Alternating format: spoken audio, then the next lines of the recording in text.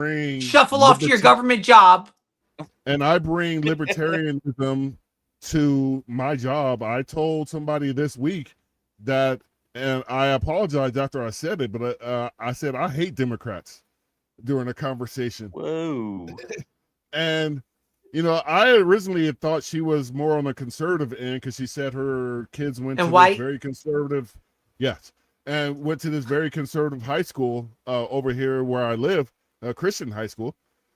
And, you know, her face kind of changed. And I was like, you know what? That was a strong of a word because I didn't let my kids say the word hate when they were little kids. I don't like that word. I think it has such a strong connotation to it that I didn't want my kids even contemplating saying after they piss each other off, I hate you, because that would have broke my heart. So I told them we don't use that word in my house. But I qualified that.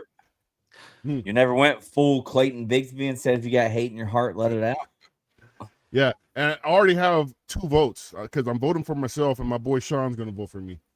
But for what? For mayor of your garage? Probably. HOA president. So I want to introduce our guest, and I was made familiar, and this is thankfully my Instagram algorithm. Sometimes I click on the right things, and this was some libertarian stuff I clicked on, and I came across this guy. And I reached out to our producer, Joe Hanush, hardest working man in the Libertarian Party. I was like, hey, I have to talk to this dude. He has my interest. There's something, he has that magic that I possess. That spark, that libertarian spark. I thought you were saying there was hope for him. Well, my next 50 minutes are shot. All right. So, and he's down in the one of our former hosts that's from the same area, Michael White, but he's down in the great state of Arkansas, and he goes by the name of Mr. Jeff Wadlin. How you doing, Jeff? Doing good. Thanks for having me on. No problem. Thank you for coming on. Like I did backstage, I want to apologize in advance for Tub, you know, because I want to. You know, the government officially got rid of DEI and affirmative action and all that stuff. And yet you still have a podcast. I still felt the need to have at least we're still going to have special needs people have a place in our society. And so I wanted to make sure that people with special needs, short bus people, still had a platform where they could speak. And you know, hence Tub. Well, that's mighty generous of you. Although I don't know, Tub, you and I might be about the same age. Well, so you mean we're younger than Marcus? Boomer? Yeah. I don't know. Because Marcus is the oldest one here. Sunglasses on. He's hiding all of his gray hair. Yeah, he's trying to hide it all. But Marcus, so I'm 52, and Marcus is older than me. All right. I'm 55, so. Oh, you win. I'm the oldest one here. You got to stop calling people boomers. But you're also the most mature here, so we'll give you. Oh, by far. Oh, my goodness, yes. Yeah, Jeff is pretty much holding up the podcast tonight. And we want to thank him for that. I'm going to sit here and lick the window in my phone and stuff until it's time to go. I was going to say, with age comes wisdom, and I think it's great to have Jeff here on the podcast, so we have a little bit of that. Way to reel us back in, Eric. Good job. Yeah. And speaking of which, Eric. Yeah, I'll go ahead and start it off. We do this the same every episode with all of our guests. It's kind of a 3-part question.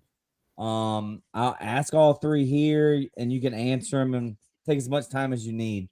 But what was your aha moment where you realized you were a libertarian? When did you decide to join the Libertarian Party, and when and why did you decide to run for office as a libertarian? Go ahead. Oh, sure. So I don't think I really ever had an aha moment. I've been kind of a political centrist probably for most of my life. I've voted Democrat, Republican, Independent, Libertarian. One of my first elections, Perot was in the race, and I voted for him. I'm just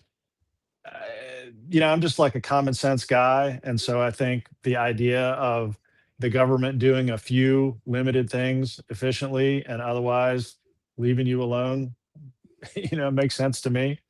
So no big aha moment. When I first got involved in the party, actually, was 2018. So I went to the not the national convention, but the state convention in Little Rock, Arkansas, and I was going to run against Steve Womack for U.S. House. But at the convention, there was another guy, Michael Kalagius, who's been a fixture in the Libertarian Party of Arkansas for quite some time. He's run for office in numerous cycles. Anyway, he was also running for that seat. So we had a little debate and he won and he ran for that seat. And I ended up running for Justice of the Peace in Benton County. And I lost that race. And then a couple of years later, I also ran for city council. Unfortunately, did not win that either. And that, of course, is a nonpartisan race. So I had to go around and collect my own signatures. And so I had an interest in running. I probably would have been happy running as an independent as well, but that would require me collecting thousands and thousands of signatures, which I wasn't really didn't have the resources to do. And so that's one nice thing about being involved in the Libertarian Party is they do all of that work, and then it makes the ballot access easier. And we can get into kind of where the Libertarian Party in Arkansas is with regard to ballot access a little bit later. And then, this time I just decided to run for U.S. Senate. Just, frustrated with the way the country is going. The right is going way further to the right and the left is going way further to the left. And I think there's just not a lot of common sense folks in the middle. More and more people are identifying as independent in Arkansas. It's north of 30%, probably closer to 40%. Still a lot of people are worried about the whole split ticket thing, and so aren't really committed to being courageous enough to vote for a third party, but we're trying to change that in this cycle. Just trying to bring some common sense. Awesome. Awesome. Now, before we get to the tub, I just want to make a point. You had mentioned Ross Perot, so that gives me full immunity from anybody getting mad at me saying "you people" at any point during the rest of this podcast, because that's where I got it from. For those who don't know. We get in trouble. I forgot about that. I love that. Well, Marcus says it in every episode, so pretty much. So, but he said it. Now I gave a disclaimer. Now people can't get mad. I need the context for that's what I was just thinking, Eric. I was going to let him talk to see if he was going to get out of it. He's not getting out of it. And so in reality, where are you really going with this? Because you call us "you people" quite often. Where I literally got that from Ross Perot. Because I've been a political student since I was a kid. Did Ross Perot say that to? They kind of look like me. Did he mean? So you're saying there are racial undertones to it? Is what you're saying? I don't like giving racism a solid pass, but there's variables. Because Ross Perot was a Texan of. Yeah. Like early boomer origin. He was older than my dad. Kind of. No, he might have been the greatest generation, actually. But it was just hilarious. It sounds like a pass. This sounds like Eric. This sounds like a lot of words to say. Yes, he gets a pass. Enough time has passed, and he's been rolling over in his grave at our political. Because he was an independent. He cost George H.W. Bush the race, pretty much, allegedly, against Clinton. Well, there's no doubt about it. Bubba was just better. No, Ross Perot was on the debate stage. With Clinton and Bush. That's a huge accomplishment, and he torched them. People were like, "Man." I was young still when that happened, and so, but I do remember my dad getting worked up about it. Like he was down for some Perot stuff. Yeah, and we were very much Democrat. I think I might have been alive. Maybe no, you weren't. 88. Well, at least we had an Arkansan in the office there for a while. Yeah, and listen. Okay, it was 92. I voted for Bubba twice. Okay, and I say this, and I will hold. Listen, I wouldn't mind having somebody with Bubba the way he was, his beliefs and his charisma. I wouldn't mind seeing somebody like that come and run again. I ain't gonna lie. I would vote for them again. That probably would have been Ricky Harrington who ran. He's been on here. Oh yeah, that guy. He's got a lot more charisma than I do, and he's got that deep James Earl Jones voice. Like that guy's got. He's oozing with charisma. Yeah, we had him a on lot when of he was fun to running listen for to. something before Eric and Tubb. When Michael White used to be a co-host Who? on here. Who Oh, doesn't yeah. sound familiar? Yeah, no, he's another Doesn't sound- Arkansan. Yeah. So here's the thing: if you listen to stuff now that Bubba was saying back then, and I sit here and I listen to it now, I go, yes. And maybe it's because everything in the country has shifted anyway. But like you look at me and you hear it, and you go, that just makes sense. And so that's Except why I tell for people I'm not ashamed of the fact that I vote. That was when I first started voting. That was my first election to vote in. Was for Clinton in '92. minus go. his crime bill, he was great. Now, Tubb, before you get to this question, we have a comment. I want to make sure we put off. I never knew what libertarianism was, but my beliefs never aligned with the big two. Marcus opened my eyes. No. Brought me home. Who's the Marcus that they're referring to? Libertarian, so makes sense. I am the only real libertarian. I just want to know why Marcus is commenting from his ghost account on YouTube right now. He's just going to type it away. He forgot Good he logged question, into guys. his burner account. Yeah. All right, let's get enough about me for the moment. Let's get back to Jeff. All right, so am I hitting like 4 questions right in a row? Am I good to go? You got the floor, Tubb. Here I go. Yeah. All right, let's start with this. So, Jeff, you had mentioned when Eric had asked you, hey, why are you doing it? And you said quickly and briefly, you said, except for a few functions that government does, I guess you kind of said properly, if you will. What would some of those functions be that you look at government and say, okay, they're in charge of that and they're doing it well? Well, yeah. So a lot of the things that happen at the local level, roads, sewer, water, schools, police, fire, stuff like that. At the federal level, defense, and probably shouldn't be a lot more at the federal level. That's what I talk a lot about on the campaign trail is, why are we sending our tax dollars to DC only to fight to get them back? Like, oh, let's get a grant for that. Let's get hey, here's an idea. Let's don't send them there to begin with, and let's solve our problems locally in our cities, in our counties, in our states. Another thing I talk about is where do we think the money comes from? It's our money, right? And so again, why are we taxing ourselves, sending it off to DC and then fighting to get it back? I mean, Arkansans certainly don't want to fund projects that are going on in New Jersey or Florida or wherever. And I don't think we expect them to send money to us to fund our stuff. Then it's either. I'm sorry, isn't Arkansas a net negative? Don't they get more from the federal government than they put into the federal government? Isn't Arkansas one of those states? I think we're about break even. It's been up and down. I'm sure there have been years when we're negative, but the most recent data I looked at, it's pretty close to break even. So when you suggested that, yes, our federal should be in charge of military, what do you think? Because if you want to run for Senate, you're going to have some say in what happens with military and foreign policy, basically. So what would you say is the proper role of our military? Yeah, I think our military, it should be the Department of Defense like it used to be before it became the Department of War. Like the military is for us to defend the homeland. I mean, look, I'm fine with having allies. I'm fine with NATO and Article 5. I know that's not the most libertarian thing in the world. But yeah, I don't think we need to be the world police. I'm not sure we need to have a $1 trillion defense budget, especially now that things are going to less expensive equipment like drones and whatnot. Like I was listening to something the other day.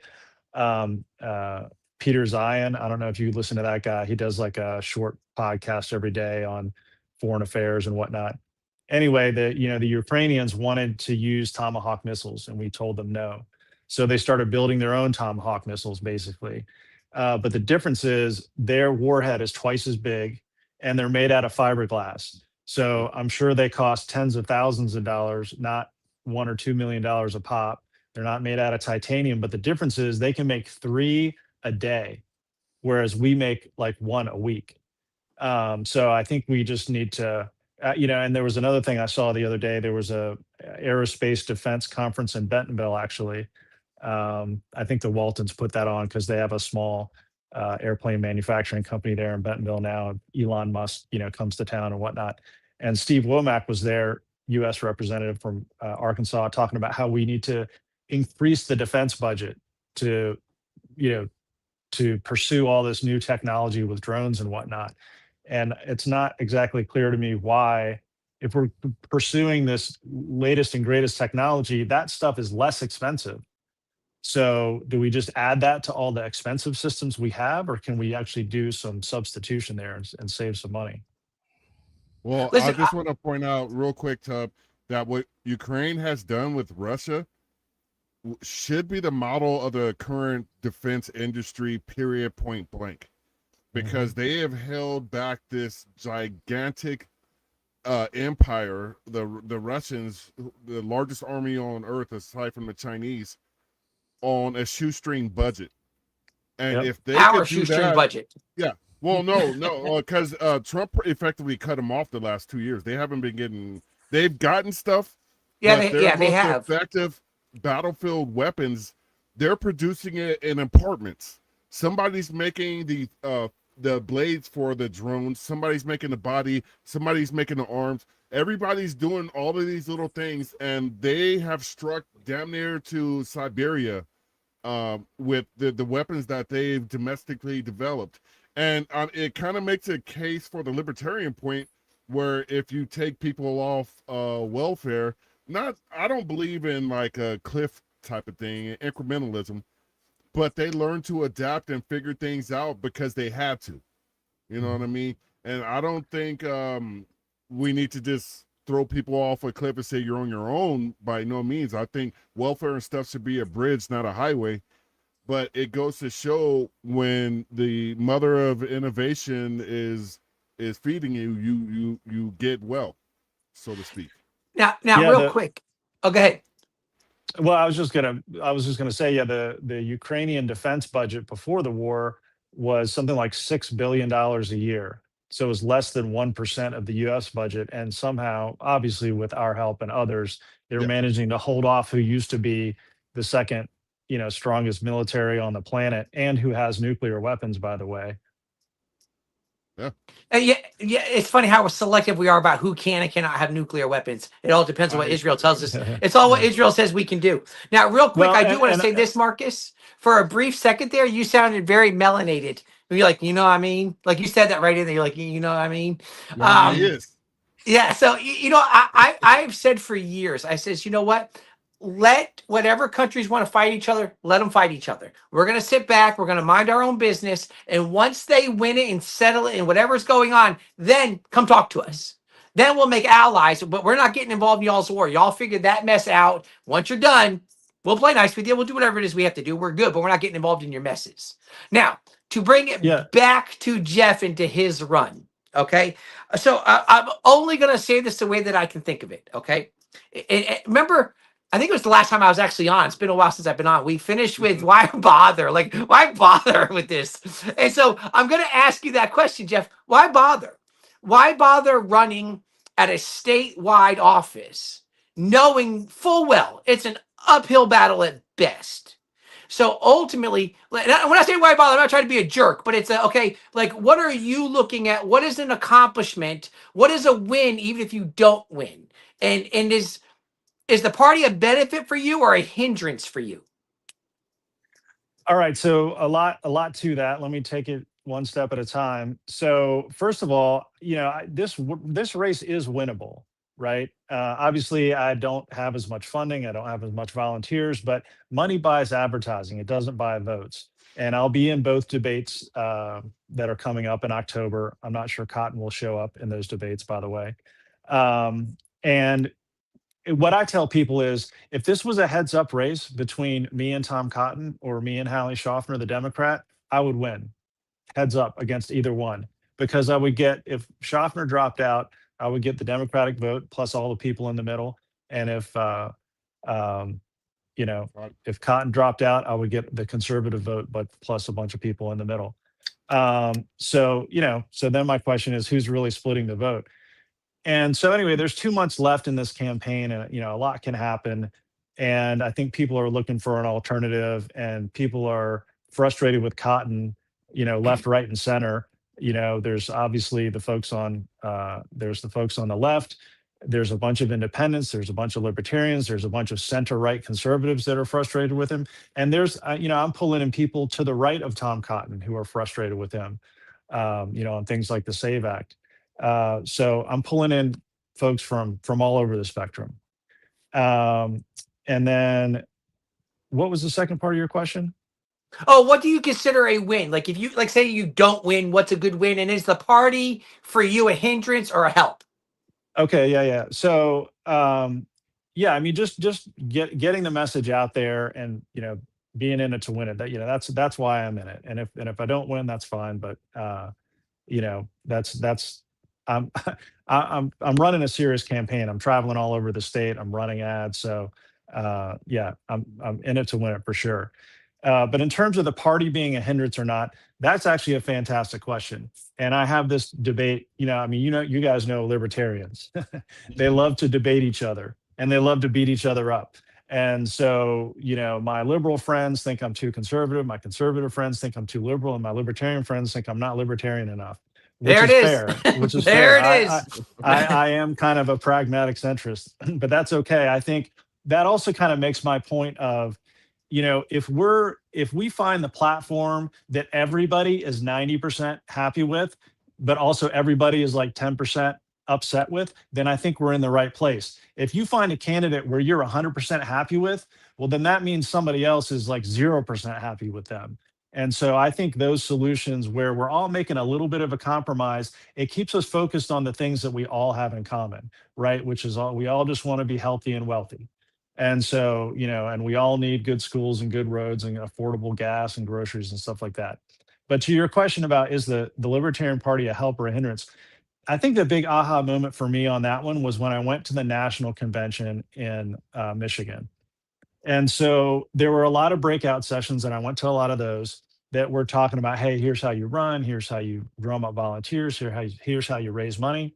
And I run into this guy who was working on the data part of the party. Like they help Jorgensen and Oliver and those guys with, like LP or L2 data and stuff like that. And I was like, hey, by the way, I'm going to all these classes and stuff, but the infrastructure that any candidate needs is the same. You need a website, you need email, you need texting, you need a playbook, you need to figure out your communication strategy, you need to understand what organization, like what staff do you need, what volunteers do you need to understand like the phases of the campaign, like all this stuff is just pretty basic. And he's like, oh, you're talking about campaign in a box. I'm like, yeah, exactly. I didn't, that's a great name for it. He's like, well, we used to have a committee that was working on that. Let me put you in touch with the woman who runs that committee. So I talked to her, and she's like, oh yeah, we started working on that a couple of years ago, but it never really went anywhere. And so I'm like, okay, well, we're a third party, so there's not a lot of money, there's not a lot of volunteers, and there's no infrastructure. So what is the benefit of running with the Libertarian Party? And there's not a lot of libertarians, right? So you're not starting out of the gate with 1/3 to 2/3 of the electorate in your state backing you. Like I know the Democrats in Arkansas are really excited about Hallie Schaffner, but the Democrats in Maine were really excited about Graham Plattner until he turned out to be a creep. Right now, I'm not saying that Hallie Schaffner is a creep like Graham Plattner. My point is, your base is going to be excited about you regardless of who you are. Yep. And so then the question is, how does the Libertarian Party help, or does it hurt? And so since I'm not a purist, right? Like the national organization has its platform. Our state, we have the Libertarian Party of Arkansas platform, which is a little different in some places. And so, when you start a conversation with somebody and you say, hey, I'm a libertarian, they have a bunch of assumptions, just like they do for Republicans and Democrats. And so then I have to explain, where I line up with the Libertarian Party and where I differ. Whereas if I was an independent, I could just say, well, here's what I believe in, and that's it. And who could really refute that, right? Because they don't have this libertarian, scorecard to line me up against. So anyway, all of that to say, it's somewhat helpful. but it is somewhat of a hindrance. And I think the answer there is that as a national party, we need to get more serious about the campaign in a box thing, and we do need to get more serious about volunteering and fundraising. Who was the woman that they put you in contact with? Name? I forget her name actually. Now that you mention it, because Okay. I just had a very brief exchange with her. You're All right, so Gen you X. had mentioned- Hold on.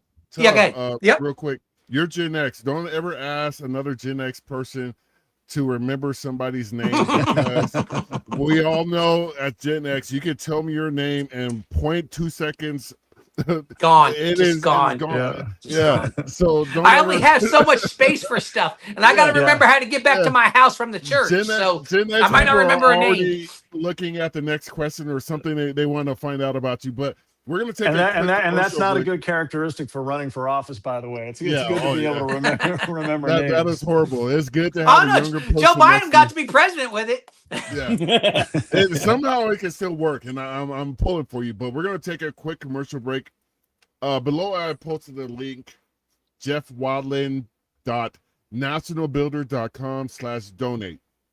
Now, you may not be in the great state of Arkansas, but you can help a libertarian get the message out at bare minimum, because we were asking Jeff about what it looks like if he doesn't win. We want to lay a foundation on rock and not sand. That's for you, Tub. I get. I see where you're coming from. Yeah, but we want to lay a foundation down, and even in defeat, libertarians got to understand something. It's percentages. It's getting those votes. So we put great people in the forefront like Jeff. We can get those votes. We can get those percentages, and we can start at least laying a more solid foundation so we could build that libertarian high rise in the sky of liberty, not of greed like the duopoly. But go to jeffwadlin.nationbuilder.com/donate. I'm going to put his website on here. It's a little bit simpler for you. jeffwadlin.com. Click on that donate button, $5, $10, $15, $20, $25. Whatever you could do, help a brother out in Arkansas.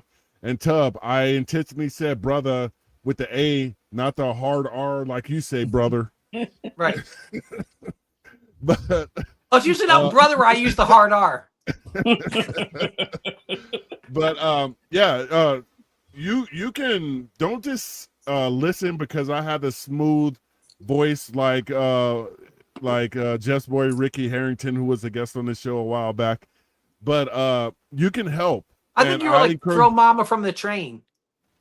Nah, this is the Barry White libertarian hour over here.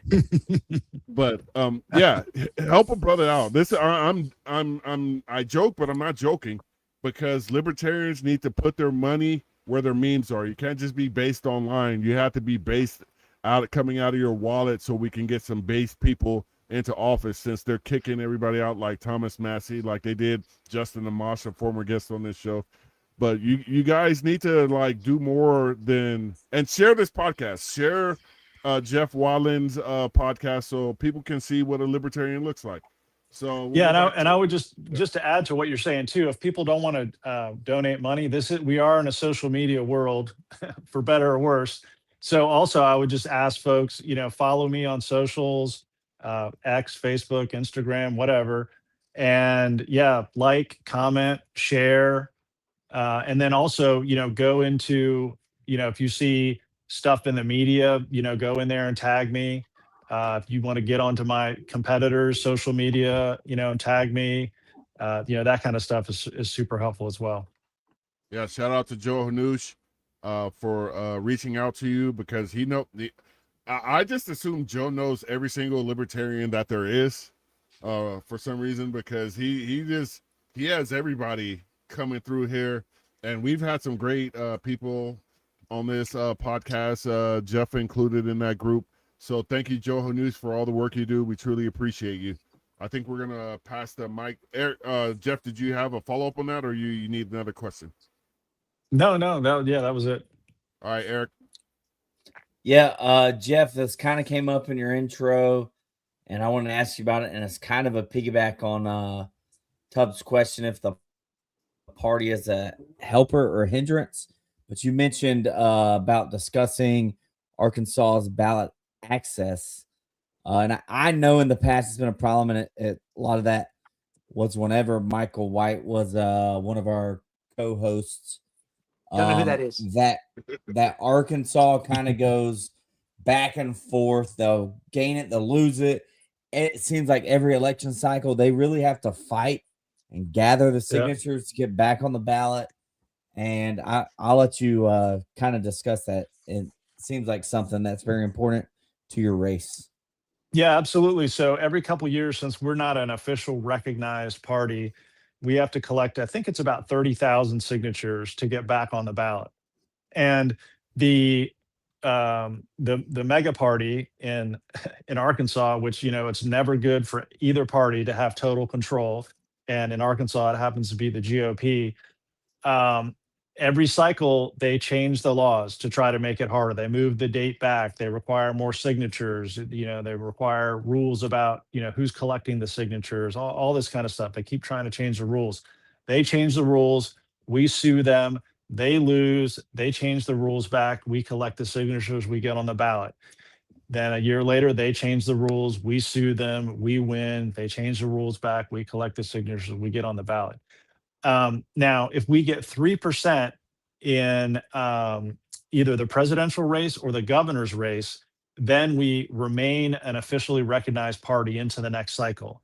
And we came close with that with Mark West in the governor's race several years ago. He got like 2.92 or 95 or 97 or something. But this year with Colt Shelby, he's polling at 7% now. Wow. And so I'm pretty sure we're going to get there this year.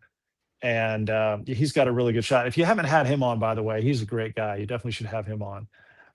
So anyway, so if we hit Joe! if we hit that 3%, we'll be official. And then the other thing too is that, you know, the ballot access doesn't just affect us; it affects a lot of other people that are trying to get their measures on the ballot. So in Arkansas, our state motto is "Regnat Populus," which means the people rule. And the reason that's our state motto is because Arkansas is one of a few states, I think there's maybe 14 or so, where the citizens of the state can access the Constitution directly through these ballot measures. You know, so for example, there's been a ballot measure to raise the minimum wage. There's been a ballot measure to legalize marijuana for medical uses. And the supermajority party doesn't like that, right? Because they want to control everything, and they want to set the rules, and they don't want, you know, Arkansans to have direct access to the ballot. So they always find these bureaucratic reasons to throw out, you know, the petitions that are being sent. Well, just recently, the court overthrew that and kind of smacked them down pretty hard and gave them a scolding about, you know, all this ridiculous stuff they were doing. And by the way, most of those changes were written by Ken Hammer, who's a state senator, I believe, or state rep.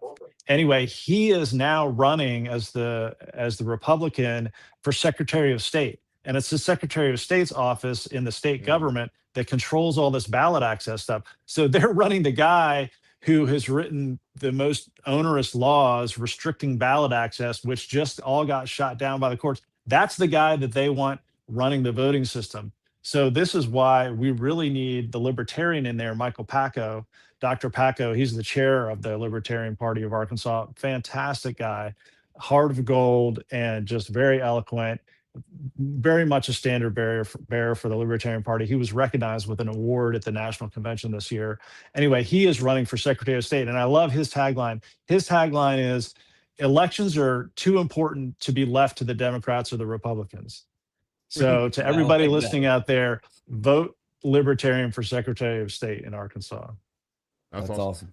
I need to ask you, you know, because it's a big thing. One of my buddies texted me today an app you could download that will route you around flock cameras. Is Arkansas having that issue like the rest of the nation? Because I think it's such a threat to liberty, because it's a private company that doesn't have to follow the Constitution, and they can give that information to the government voluntarily, like you or I could. So it is a complete flanking maneuver on the Constitution, and the government is taking full advantage of that. Is that an issue in Arkansas right now? Yeah, absolutely. We have some municipalities who have installed flock cameras.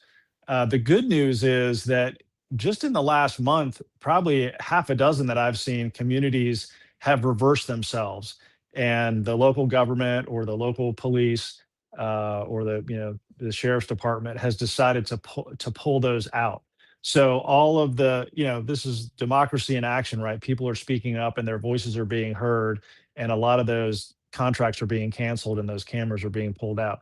Now there still are some, I saw the other day somebody posted where the ones around Bentonville are, and oddly, a lot of them are like in parks and stuff. They don't seem to be on like high traffic corridors, so that's a little suspicious. So yeah, we're having the same issues in Arkansas as anywhere else. In fact, I was down in DeQueen, Arkansas, in the southwest corner of the state the other day, and um, a constituent down there was asking me some questions about the Iran war and the debt and flock, and recorded a few videos. And so I'm going to post his video here shortly on social media talking about that. All right. We have a question from King Rat 54. Says, Jeff Wadlin, is the media treating you fairly or not? Yeah, it's been kind of a mixed bag, honestly. And part of that, I'll say, it's my responsibility to make sure I get treated fairly by the media. Like if I sit back and do nothing, then I might get nothing. But yeah, so so some media is treating me well, like 4029 News.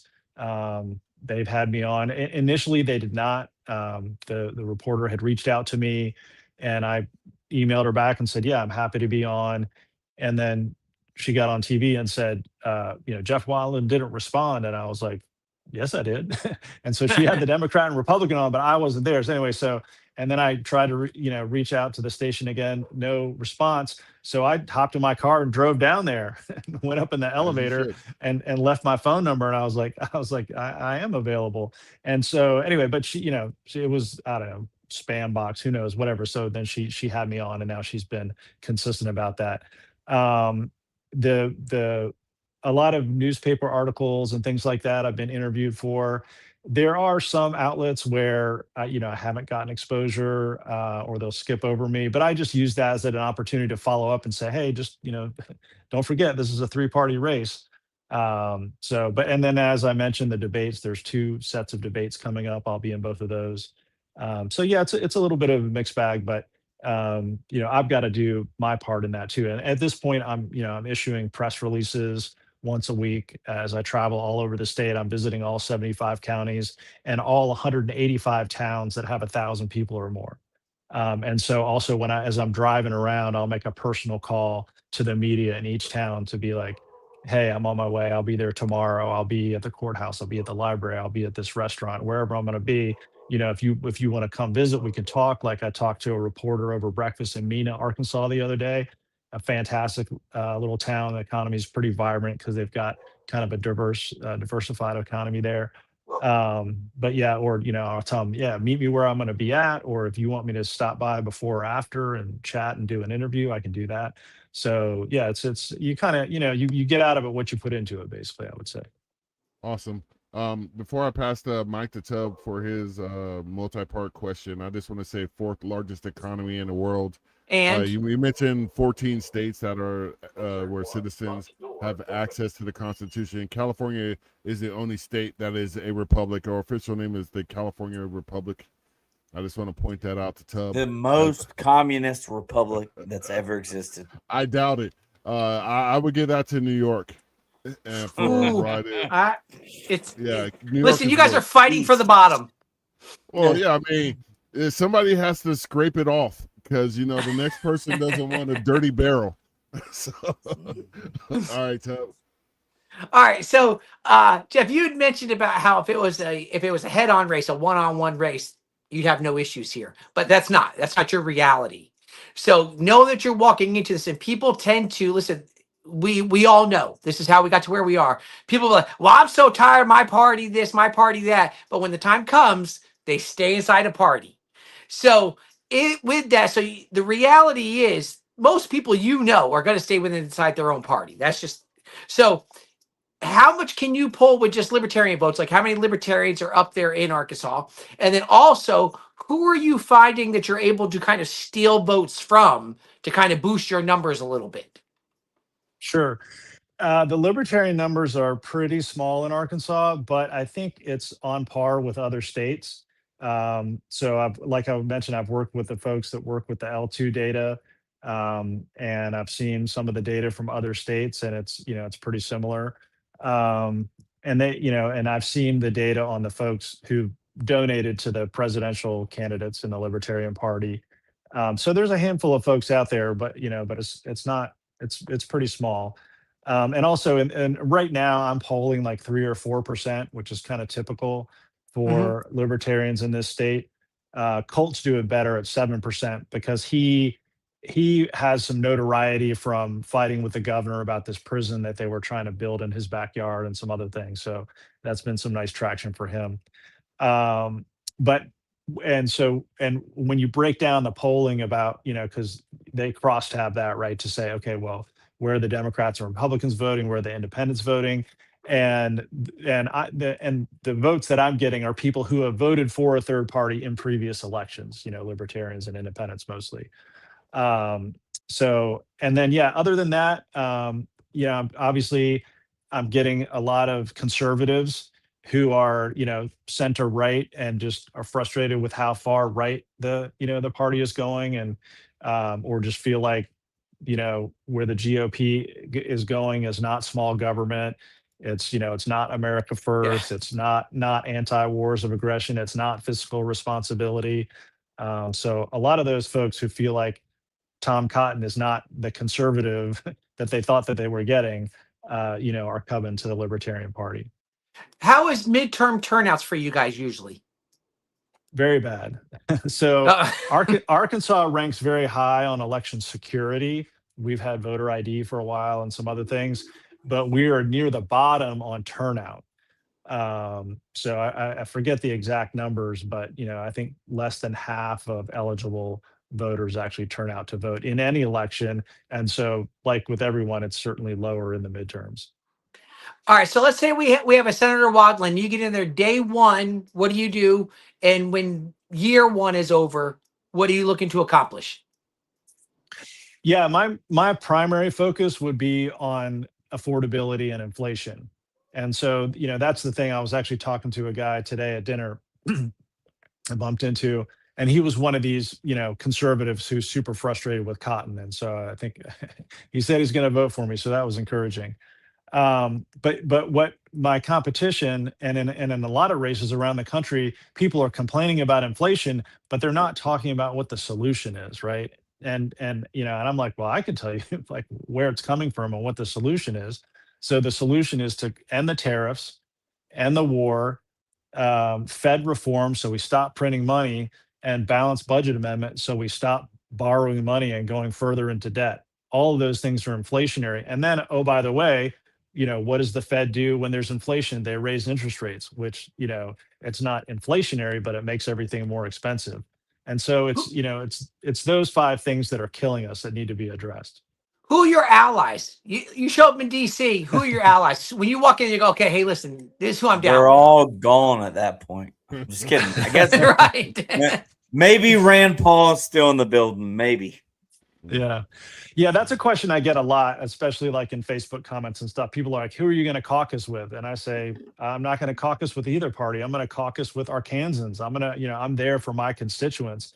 And the thing I tell people is that, independents in Congress have the most power because everybody else, the Republicans and the Democrats, vote party line. And so their vote is very predictable. And so they have no leverage.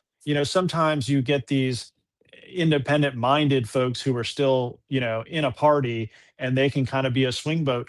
But an independent or a libertarian like me who has, no real party affiliation, because it's not like there's a libertarian party with power in DC, both parties are going to be coming to me like, hey, we're, they're gonna need you, right? we're 49-50, like we need you, or we're 50-50, and the VP is going to be the tiebreaker here. And so that'll allow, an independent like me to wield a lot of power, to get, a committee assignment, finance committee, preferably for me, um, or to, swing things in favor. And the other thing I tell people too is like, look, I'm going to vote for whatever is best for Arkansans and whatever is best for Americans, whether it's left, right, or center. I'll have the flexibility to do that. All right, let me ask one more question, and I'll be all done because it goes to what he just said right there. Yeah. So what happened? We'll use flock cameras for our example. Okay, so you're sitting in DC, you're the guy now, and you clearly, because you're smart enough to know flock cameras are a bad idea. But let's say you're hearing a lot from people back at home that go, no, we like them. What do you do at that point when you go, no, dude, this is a bad idea, but your people who you represent, because it's not Wadlin's up there gets to be new king for Arkansas. It's you represent the people. So what do you do in the situations where the people you represent don't align with the way that you would want to vote for something? Yeah, I mean, I'm not sure I really agree with the premise of the question. I don't know how. Arkansans, I think, are pretty typical Americans, and I think what's good for Arkansas is going to be good for America 99% of the time. So, yeah, I don't know. I don't really foresee that being an issue.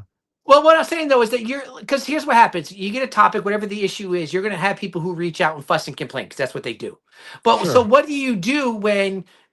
Because I don't think you can just dismiss this that easily, because there are going to be times when a certain group of people will keep reaching out to you. And there might be the Democrats, and so you're hearing from them, but you're not hearing from the other side. At what point do you then go, well, wait a minute, the ones I'm hearing from, guys, are telling me this is what I need to do?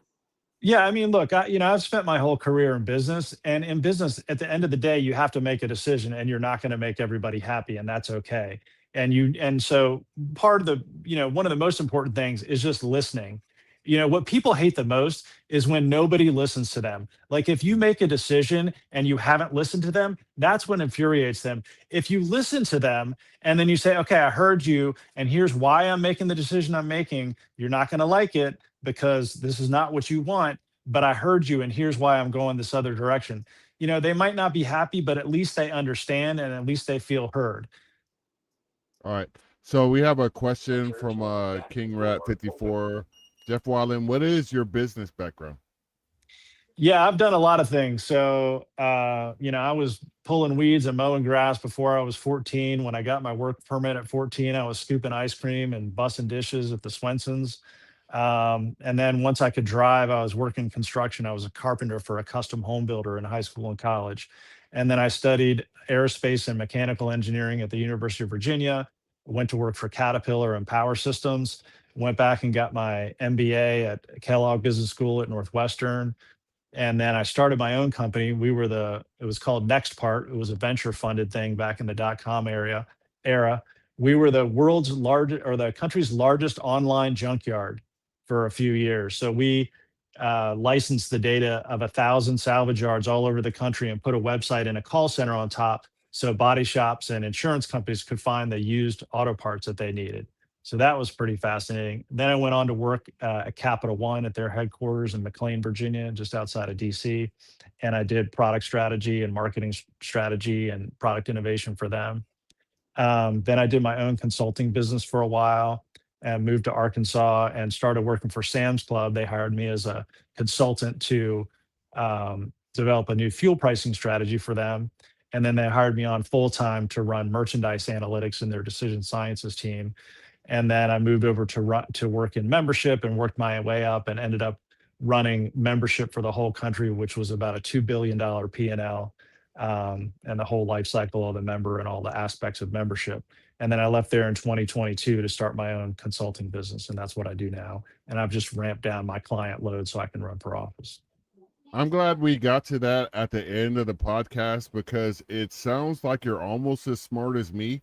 And Eric and Tubb. Wow. But I thought he did way better than that, Marcus. And Eric and Tubb would have been intimidated by your intelligence, because those are some lofty accomplishments. And, I got a unpolitical related question. Then a follow up to that. Eric, we're gonna start wrapping up. So this is your last question. Well, then I got a very loaded 17-part question here.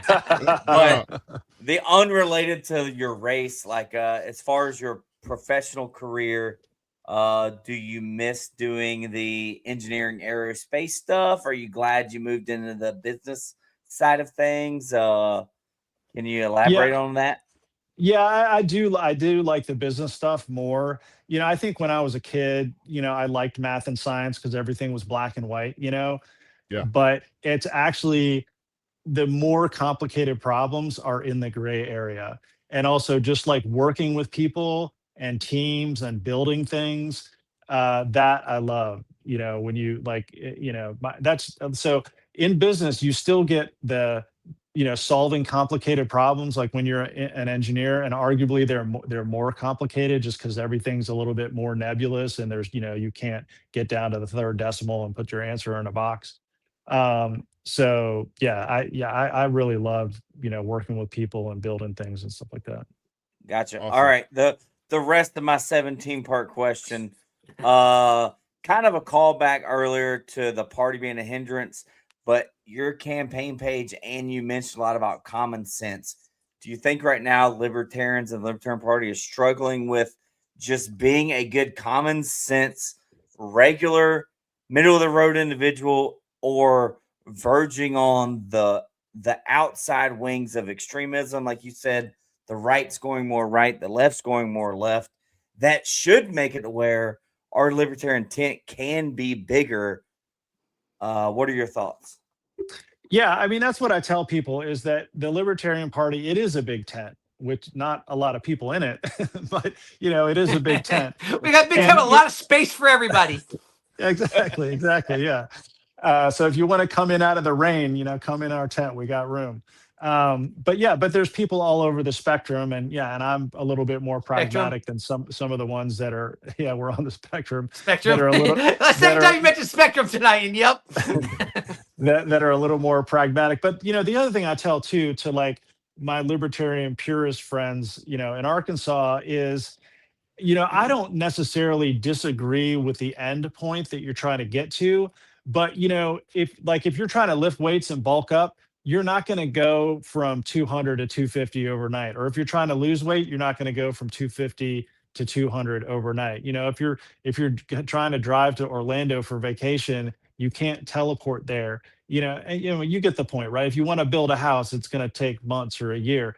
The point is, it's a journey, right? And to get to your destination, you have to take all of those steps to get there. You can't go, from here to here immediately. And oh, by the way, if you're trying to bring the electorate along and you start saying taxation is theft and anarcho-capitalism and blah, it's like, you just lose people. They think you're crazy, and they're not going to hop in the car with you to go on the road trip, right? Mm-hmm. So get them in the car by being incremental, and then while you're on the trip, you can say, you can start playing the alphabet game and looking out the window and, convincing them of, like, hey, doesn't this make sense? A little less government and more freedom, and let people live the way they want. And then, and then by the time you get there, they're like, oh yeah, I get it now. I see where we're going, So anyway, to me, that's the metaphor of how we,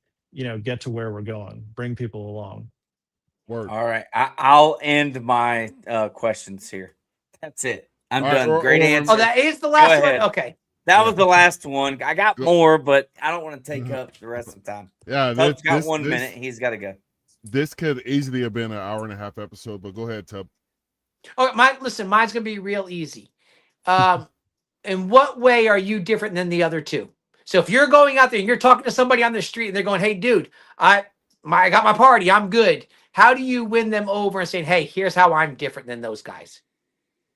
Yeah, I mean, I'm in the middle. I'm a pragmatist, and I think I'm the best of both worlds. Like, I just want to help people and solve problems.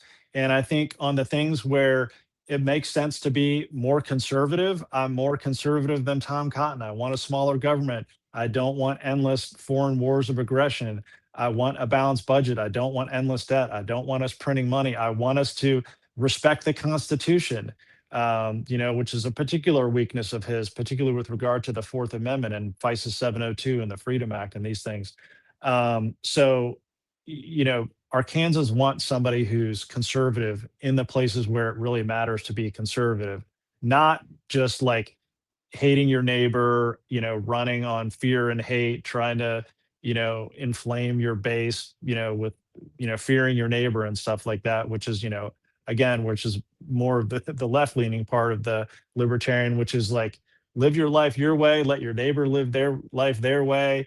It just doesn't matter. You both probably like fishing and eating molasses cookies and gardening and knitting, or motorcycle racing, or whatever your hobbies are. We have all of that stuff in common. So let's focus on that 90% and not the 10% that is just like cultural differences anyway. And so that's what I tell people. I'm not interested in the culture wars. All right, I have a very important follow-up then. Why molasses cookies? Is that a local thing? Because I'm saying of all the other cookies, I'm not thinking of molasses. All right. Oh, come on, molasses cookies are the best cookies. Is that a thing for you guys? That's an Alabama thing too. You put molasses in your molasses in your baked beans, don't you? Yeah. I don't know. Actually, I'm the wrong one to ask about that. I don't know. All right, you're not from the South. You're not from the South. No, I'm not. Look, I put molasses in my barbecue sauce. See. Well, no, I can't. I grew up in North Carolina. I'm a vinegar guy on the barbecue. Oh, yeah. I do that too. I grew up in Florida. I'm a mustard vinegar. That's South Carolina. Okay, there you go. Okay, I can get behind that. Yep.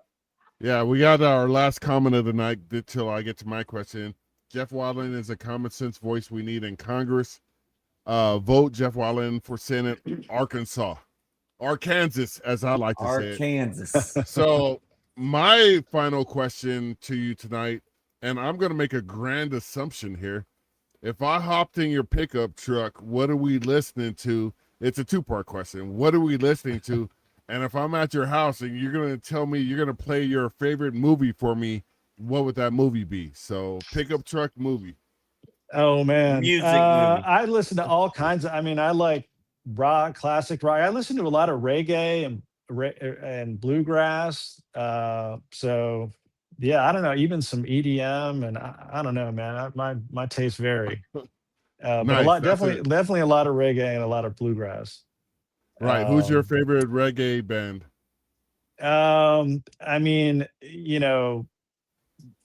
Is this the gotcha question? No. Who knew this was the hard one? Like, it could be. Really wish you hadn't asked that. Steel Pulse, Dirty Heads. Okay. Sublime. Some ska in there. Slightly Stupid. Yeah. You could come hang out in the fourth largest economy in the world out here, because those. You say that like that's a good thing. Nobody's sitting in Arkansas going, "Hope I fit in with those Californians." Nobody's doing that. Oh, we've aside from this, we've had our worst weather of the week. Yesterday it was like 106 with 70% humidity. We get this. It's already started cooling off here. Yeah, that's nuts. But what's the movie that we're watching? I don't know. Probably like Pulp Fiction, Shawshank Redemption. Right. Oh, brother, where art thou? I am a man of troubled water.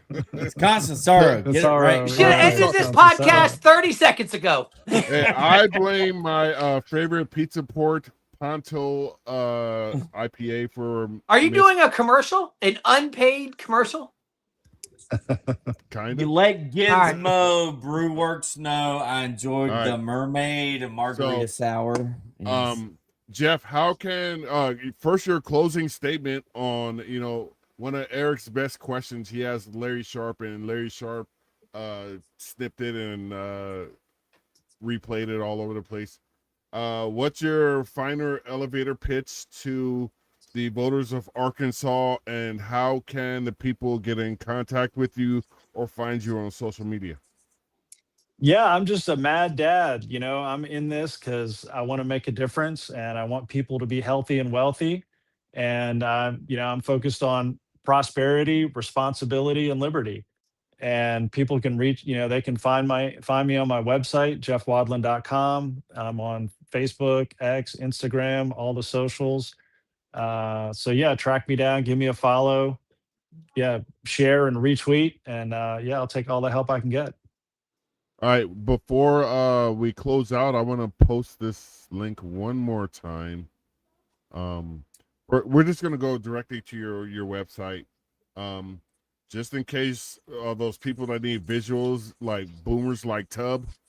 It's Eric and I are the youngest ones here. JeffWadlin.com. Yeah, I thought we established we're Gen X, not boomers. Marcus doesn't pay attention. There's a large gap in between me and Tub. I'm not a grandparent. That makes no difference. We're on the second. We already covered this, Marcus. We already covered why I'm a grandparent and you're not. My kids were whores. Great job raising them. You truly raised them to be libertarians, and I truly appreciate that. Go exercise all your freedom. Thanks. Tub, you're getting in trouble for that one. I think it's a blessing. I got to be honest with you, because there's nothing more exciting than spoiling a child and giving them back to their parents. For real. That you're blood related to. And I've seen it. I've seen what my in-laws have done with my kids. And I'm going to torture the crap out of you because you made that bar so damn high for me. It's gonna be some serious payback, and on top of that, and they have to make up for the slack because you didn't have a dad around. Oh yeah, there you go with that. For the record, my dad was a Southern Baptist. My parents are from out. He was the deacon in the Southern Baptist Church. No kidding. And they're Southern from, Baptist. But you went deep with it tonight. They're from LA. It wasn't just deacon. He's a Southern LA. Yeah, Southern LA, which is Lower Alabama, from Mobile, Pritchard County over there. So I understand the molasses reference that Jeff made earlier. Molasses cookies can't get it. We have those. Or you can use grape jelly if you're out of molasses. Well, there you go. Yeah, that's what. Actually, I know about that. Yeah. There we go. All right. Like you put some grape jelly inside your barbecue sauce. Post everyone in your comments. You're getting a little European for me on that one. Post your favorite cookie recipes in the comments. Yeah, that's going to be the big takeaway of the night. Everybody's going to talk about their favorite cookies. Yeah. All right. And also, the link is there again. It's jeffwadlin.nationbuilder.com/donate. 5, 10, 15, 20, $5 to get a text message out. So you guys need to understand, we're not asking you for your left kidney. We're asking you to kick in to the homie so we can get this business rolling with libertarians being at the forefront of the discussion, because once again, this is an opportunity like we had in 2024 when the Democrats ran that one person, and obviously the person that won. I want to say actually two things. Rest in peace to Dolly Parton. I thought we were finishing. I know. We are, but we forgot two important things. We want to say RIP to Dolly Parton, because for Generation X boys, she was the introduction to the female form. That's you cannot deny that. I think I can. No, you can't. Well, you may have been a little bit different. I'm just happy you were looking at girls for a change. This is that the mountain music didn't make it up there to Connecticut. And yeah, that's true. She wasn't that big up there. I want to say congratulations to America for getting the lake named after it today. The important stuff. we got also, I don't care about gas prices anymore. We got Lake America. I want to also say Tubbs finally a Jelly Roll fan because he dissed. No. Actually, I didn't even hear what he said. I saw a thing right before we got on. I saw that something had happened with him and that. We'll see. All of a sudden, Tubbs a Jelly Roll fan. Anyway, I'm gonna go find. What did he say? No, I'll go look. We got get this. Get us off of this. Let's wrap this up. I'll go take a look after we're done. Are we going to put Jeff backstage and have closing comments, or are we just going to wrap it up? I'm good, dude. I'm good. All right. Close. Why bother? Thank you very much for showing up. Like I said, I'm so glad my algorithm came by you, because I think you're a breath of fresh air for the Libertarian Party. So thank you very much, Tub. Yeah, thanks for having me. You want to say thank you? Tub? Yeah. Tub. I'm agreeing Say with you. I don't think bye. you do that very often. I'm like, yeah, all right. Say Eric. bye, Tub. Yeah, hey Jeff, bye, it was Tub. great meeting you. Good luck. Yeah. Seriously, I think you're a voice within the party that's needed. A lot of common sense, a little bit more than that. Your resume is impressive. Please stay involved. Run this campaign these last 2 months as hard as you can, and let's see what we can get up there in Arkansas. All right. Or Appreciate down there, y'all. over there. Appreciate you. And as we always close out, I'm just going to let Tub say this because we have never got on the rhythm page because, whatever. But Tub, go ahead and close us out with our slogan that we made up, by the way. Which one are we doing? Are we doing live free or we'll see how it goes. Nah, you know the way it goes. Live free or die. Arato vato.